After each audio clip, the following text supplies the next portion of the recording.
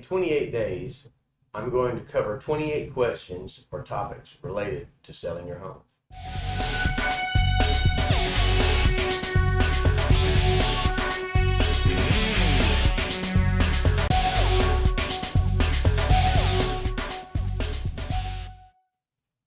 Welcome to 28 and 28. I'm the host of Real Estate Analysis with Donnie and dweddle. You're watching episode 18.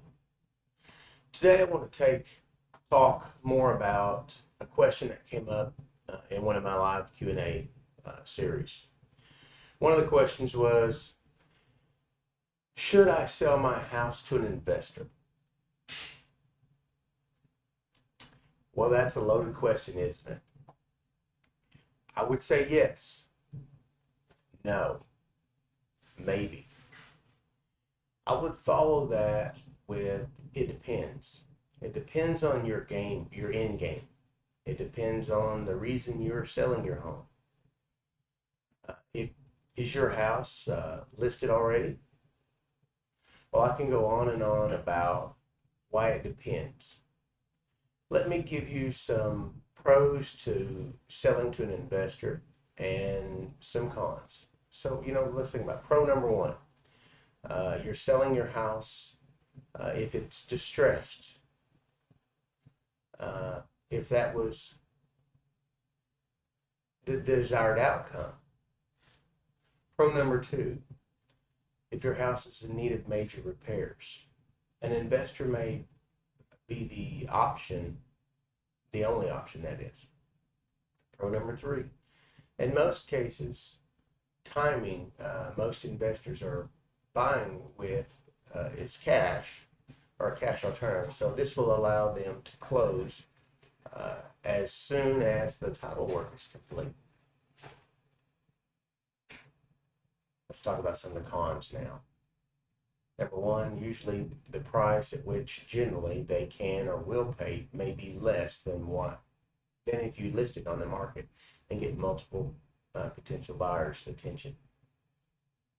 Number two, most have some sort of contract that is one-sided.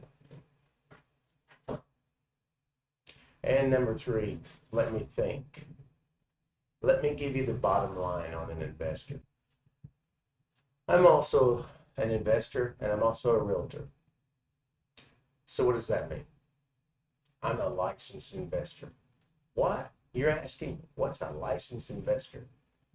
I'm a licensed real estate agent who also happens to operate a residential redevelopment company. As a licensed real estate agent, I have to operate by a code of ethics from the National Association of Realtors and the local real estate association. They have bylaws, rules, regulations, and the code of ethics as to how an agent is to act and handle different transactions and represent the clients, and so on. So, one thing I want you to know, a violation of the code of ethics can result in me losing my real estate license. I'm just going to tell you, there is no deal out there worth me losing my license over by not operating professionally and with integrity. License or not, my daddy taught me well, treat people how you want to be treated. Now, I'm not saying that an investor who doesn't have a license is or does things wrong. Some have no idea what is legal or illegal sometimes. If you've received letters in the mail, phone calls, text messages, postcards, or even door knocks from investors, and are considering selling your home to them, do yourself a favor before moving forward. Know what your end game is. Know what your bottom line has to be. Your bottom line is the real dollars in your pocket after the closing. If the number they are offering you will net you the amount, then sell it. If you're not sure and you called me with the buyer, I could sit down with you, work up a net to seller so you understand the dollar amount, and I could write the contract for you and the investor to use. The contract I would use is from the Real Estate Commission, so it's a neutral document. It doesn't favor one side over the other. I mean, before I became a licensed agent many years ago, I wanted to sell and found a buyer. My house was not listed at the time, so I contacted a good friend who was an agent and asked for help. He wrote the contract for me. He attended the closing, and I paid him $500 for his time. He was able to do that because the only time, energy, and money he had spent was the 20 minutes to write the contract and the 8 pages of paper for the document. He came to the closing table because he wanted to receive his check that day. Now, don't ask an agent to list your home, set up showings, secure you a buyer for $500. If you're going to list your home on the market, list it on the market and pay a respectable percentage. If you have an investor who is not licensed, get help from a realtor who will write the contract for you for a set fee. Again, don't ask them to do more than that, or you are basically asking them for listing services without paying them. Let me recap. Well, earlier I mentioned what is your motivation for selling. If you're selling because you are about to lose your home to pre-foreclosure, many times an investor is the way to go.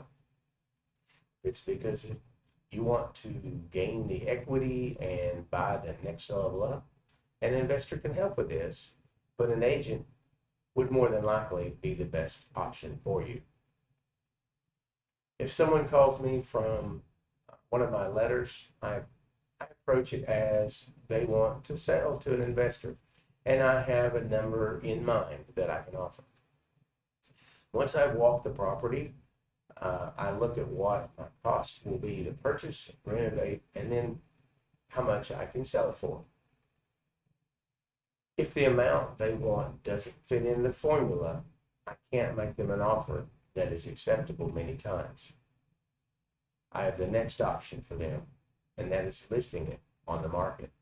The great thing about working with an investor realtor is they have a network of other investors and realtors, and some can and will pay more than others, just as retail buyers.